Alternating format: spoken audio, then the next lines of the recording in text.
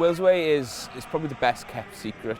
It's more than just Welsh football, you know, it's a new Welsh culture. It's a celebration of our sort of history and our culture and our language. And if there's one place I could come and feel confident about speaking any level of Welsh, it would be a Wales trip.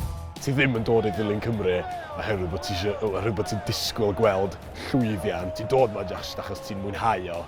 Ac os dyn nhw'n ennill rhywbeth, mae'n just yn bonus. Da ni yna achos da ni'n caru Cymru. It sounds ridiculous, doesn't it? It's a special thing, and I think without it, we'd all be lost. I don't know what I'd be doing without it.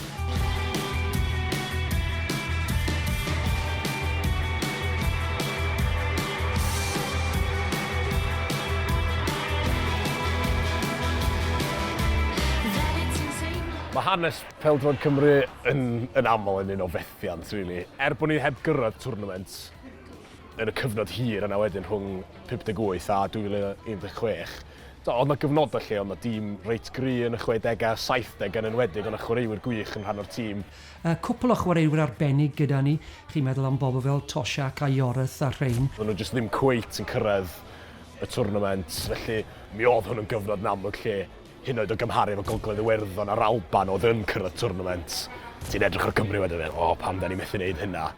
Dwi jyst cofio teimlo fel we're never going to qualify. Bodin, mae di methu! Paul Bodin yn methu!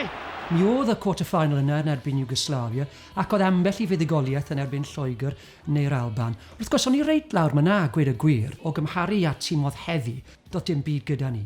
Oedd pawb yn gwybod hynny, pawb yn derbyn hynny, ond oedd e ddim yn torri ar draws yr angerdd o dychu dros eich gwlad. Growing up as a Welsh football fan, it wasn't anywhere near as it's like now. Literally chalk and cheese. I mean, that is the comparison, and I think a good example is going to Albania, 1995, 83 fans there. We drew 1-1, and I just felt like we just drew with Albania. At the time we ranked about 1 million in the world, and with 83 fans there, and it was just really soul-destroying. Wedi bod yn ffodus bod yn heili yn caru Pêl-Droed gymaint a fi. Ond os ewch chi nôl, oedd pobl yn gwaith yna bod rhywbeth yn bod dy fi. Ti'n tynnu dy fab allan o'r ysgol i fynd i Armenia. Wel, ie, geiff addysg, ond mae gêm gyda ni yna. Wi'n cofio pobl yn gweud, be sy'n bod y ti? Pam ti'n dilyn y bloody deadbeats yna? Pobl yn meddwl bod rhywbeth bach yn od amdano ni a phawb arall oedd yn teithio bryd hynny, achos bod dim llwyddiant. Waw, siw mae pethau di newid. Bod y tîm, i fod yn onest â chi, yn eitha rubbish bryd hynny. Doedd dim ots. Wi'n cofio ni'n canu, a neb yn meddwl bod e'n rude. We'll never qualify, we'll never qualify.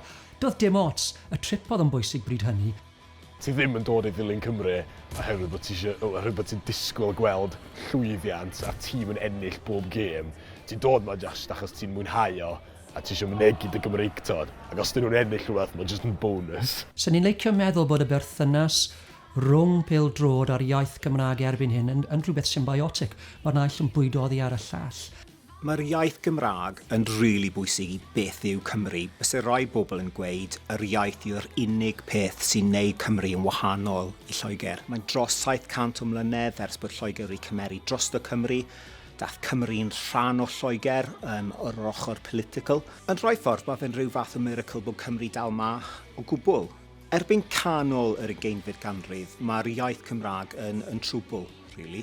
Mae'r nifer o bobl sy'n siarad y iaith wedi mynd lawr, a mae lot o bobl yng Nghymru wedi dechrau troi cefn nhw erbyn yr iaith. Maen nhw'n dechrau gweld e fel rhywbeth o'r gorffennol, rhywbeth mae'n gi at y ci yn siarad. Pan o'n i'n grwt yn siarad Cymraeg, oedd pobl mewn gemau Pêl-Droed yn gweud, what you speaking at for? Wrth gwrs tyfu lan o'n i'n mynd i ysgol Gymraeg, bachan o'r bari ydw i. Wel, oedd y cymdogion yn meddwl bod yn rhieni yn rhyw fath o political deviance, oherwydd bod y Gymraeg yn cael ei ystyried yn rhywbeth od iawn iawn. Mi oedd yn hollol wahanol i'r hyn sydd gyda chi heddi, ac oedd e'n hollol Saesnig hefyd, a dyna sy'n bwysig, ffordd mae pethau wedi newid. Ond achos mae'r iaith yn trwbl, mae bobl yn dechrau poeni amdano fe. A erbyn y 60au, mae'r nifer o bobl sy'n poeni yn tyfu, a mae bobl ifanc yn dechrau poeni am y tro gyntaf, really. Maen nhw'n protestio. Maen nhw'n peintio dros road signs, maen nhw'n eistedd yn canol y rhewl, a mae'r unig reswm ni'n heddi gallu defnyddio Cymraeg yn y lles yn y gwasanaeth iechyd, beth bynnag yw achos yn y gorffennol oedd bobl wedi ymladd dros hwnna. Mae'n bwysig iawn i fi bod y Gymraeg wedi cael ei brifffrydio, os liciwch chi, ymysg cefnogwyr Cymru. Chymo, os ewch chi nôl i'r hen ddyddiau, os oedd grŵp ohonoch chi, ac un ohonyn nhw ddim yn siarad Cymraeg, Saesneg fyddai'r iaith, dim cwestiwn amdani. Erbyn hyn, mae'r bobl yna, bosib yn deall rhyw ychydig yn dysgu Cymraeg, yn dweud, na, cariwch chi mlaen, boys, chymo, fi sy'n y lleiafrif yma.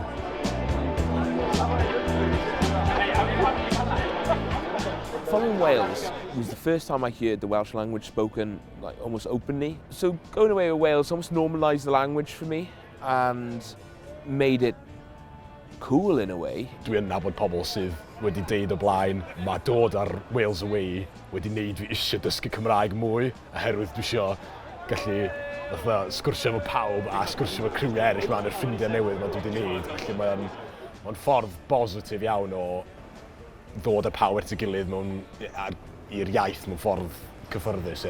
Mae rhan fwyaf ffrindiau fi, pwy sy'n mynd i'r gemau efo fi, yn siarad Cymraeg.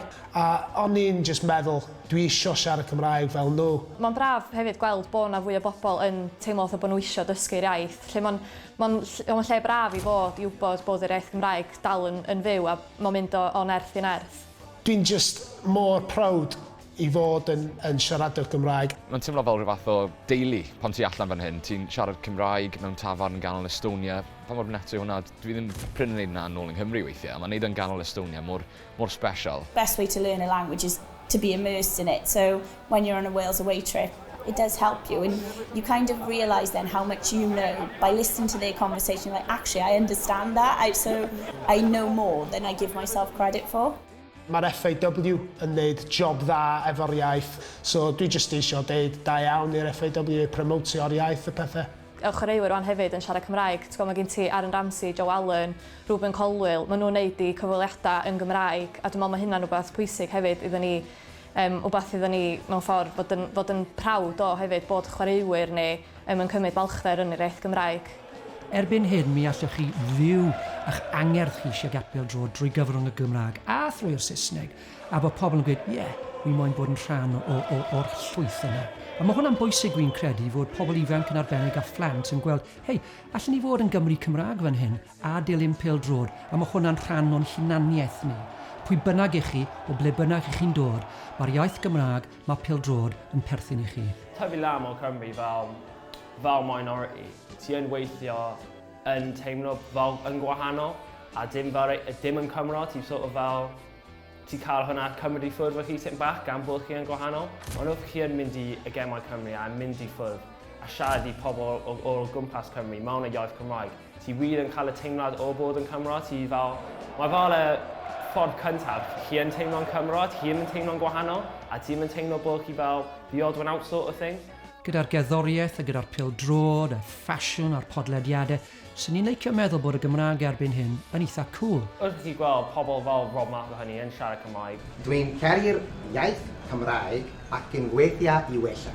Ti yn gweld fel fi siarad am fel y gwahaniaeth a sort of the development o Cymraeg. Diolch yn fawr.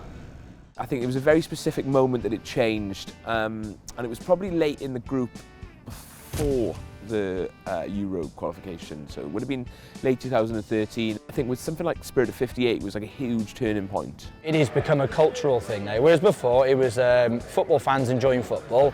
Now it's a culture thing, it's the fashion. Look at the bucket hats. It's synonymised with Wales. Whenever we go away, the bucket hat, you just look around and you go, that's a safe place to drink because I can see a bucket hat. That's a safe place to eat because I see a bucket hat. People like Tim Williams, Spirit of 58, the clothes that he's made, people are buying them because it's a uniform. Dwi'n gwybod mae pobl Cymru, maen nhw'n siarad lot amdanyn nhw, ond maen nhw rili yn rhan o fatha identity cefnogwyr Cymru. Mae'n greit i weld bobl. Ti weld just yn gemau Cymru. Dwi efo lot o ffrindiau o de Cymru, o Caerdydd, a Abertawe, a Sir Gar. Mae ffrindi fi Rowley oedd e'n byw yn China. Oedd e'n dod o holl ffordd. O'n i ond yn cwrdd â fe yn Latvia ac yn Poland ac yn Belarus. A mae'n ffantastig bod chi'n creu'r gymuned. Dwi ddim yn gymuned rhithiol achos bod ni yna. Ond chi bost da fi, bod ni jyst yn ymwneud gyda'n gilydd. Mae un peth sy'n bwysig i ni yw yn bod ni'n cefnogi Cymru. When we go abroad, it's about telling people about the Welsh culture, telling people about our difference. And I've noticed over the years, you know, the more we go around in Europe, the people understand there is a difference in culture between the four nations of the United Kingdom. And that's hugely important. You say you're from Wales, they'll say Gareth Bale back to you. It's like... Pobl yn deud, oh, Wales, rugby. Wel, ma di newid. So dwi'n meddwl, mae'n bwysig ofnadwy bod ni yn cael chwarae fel gwlad yn hynna'n. We know that there's more than, oh, you're not England, you know, it is becoming an identity on its own. Da ni teimlo lot fwy hyderus fel Cenedl, rwan, fel gwlad. Llawer o gwledydd yn gallu gweld ni fel gwlad gwahanol, fel ni ddim yn sais, ni ddim yn rhan o fe, ni ei hunain. What football gives Wales is a way to be independent. Every other part of life, Wales is part of the United Kingdom. But in football, it's not. It's Wales, the football nation, and I think without us as an independent football nation, we aren't a nation at all.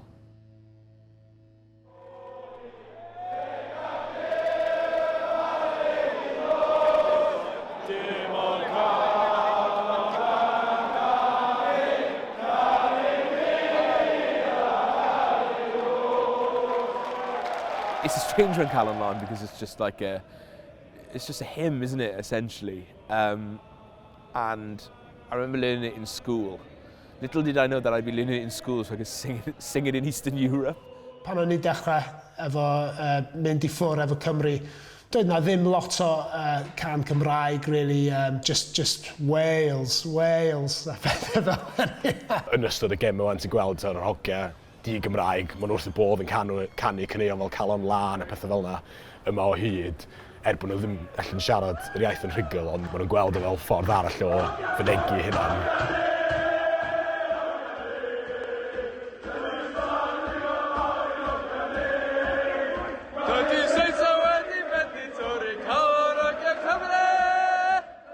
Mae'n wych, achos mae'n eitha catchy, ac pan ti'n clywed y iaith di, sy'n iaith ddim ond yn cael ei siarad gan 20% o bobl dy wlad di, sy'n iaith sydd ddim really, di pobl ddim yn gwybod amdano hi, ond eto mae'r Pêl-Droed di reid y platform yma i'r iaith mewn gymaint o wahanol ffyrdd.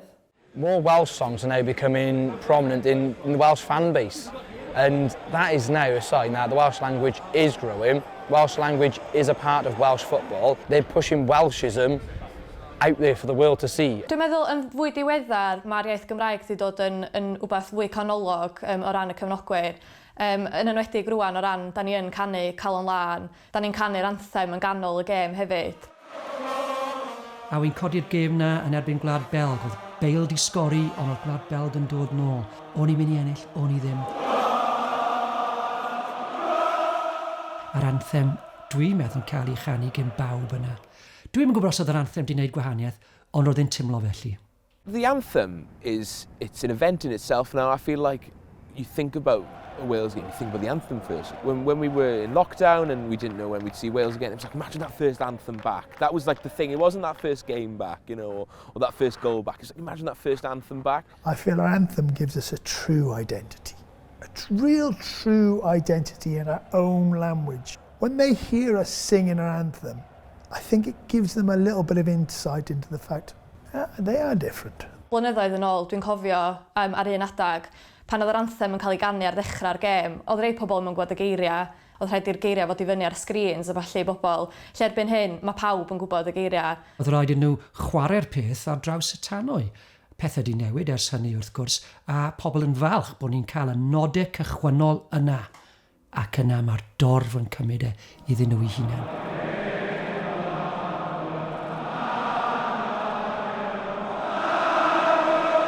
Ti'n methu rheoli sy'n mae cefnogwyr pa mor gyflym neu pa mor ara mae cefnogwyr yn canu, a be oedd wastad yn digwydd oedd bod y trac ddim yn mynd efo lleisiau ni, mae yna cwbl o bara yn mynd fewn, a wedyn da ni fel cefnogwyr yn cymryd drosodd, a mae gymaint gwell.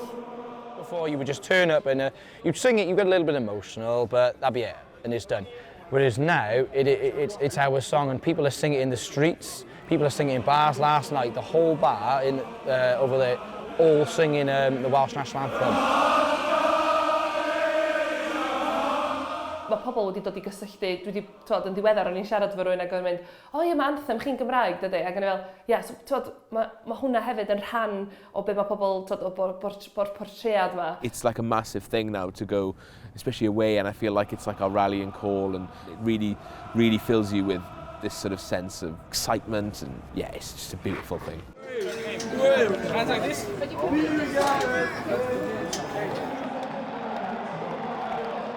Un o'r caneuon o'n i'n canu, ond dim ond yn achlysurol, oedd yma o hyd gan Dafydd Iwan. Oedd hyn jyst yn codi o'r stand, chymo, am ddim reswm o gwbl. Chydig iawn o bobl yn ei canu hi. Ac yna nes I sylwi, bob ryw hyn a hyn, chymo, oedd mwy o bobl yn canu hi. A wy'n credu ar ddiwedd y gêm yn erbyn gwlad Belg yna, yma yn Gaerdydd, mi oedd jyst a bod y dorfi gyd yn ei chanu hi. Essentially a song about the Welsh language and the Welsh people who've sort of been stifled throughout history by our neighbours.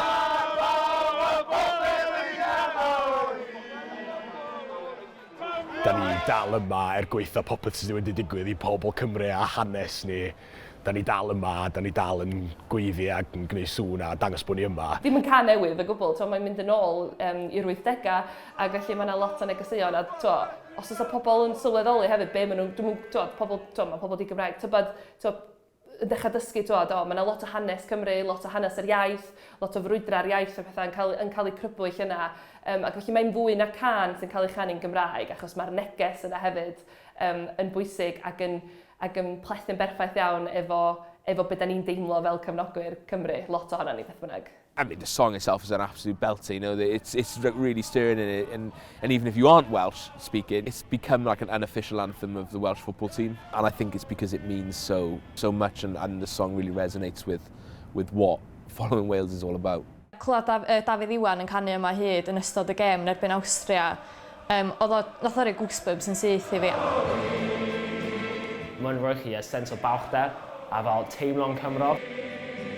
Nes i'n sylwi tan ar ôl y gêm pan o'n i'n gweld clips o'n ar ôl bod Dafydd Iwan wedi bod yn crio tra wrthi yn canu. A ti'n gweld yr emosiwn ar ei wyneb, ti'n gweld y dagra.